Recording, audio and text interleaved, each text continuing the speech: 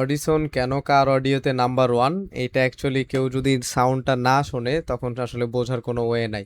তো আজকে আমরা এই গাড়িটাতে প্রপার সাউন্ড সিস্টেম করছি এবং এটাকে আলটিমেটলি টিউনও করা হয়েছে। আমি কিছু অডিও স্যাম্পল প্লে করে দিচ্ছি, যেটা অ্যাকচুয়ালি এই সাউন্ড সিস্টেমটা করার পরে এখান থেকে রেকর্ড করা।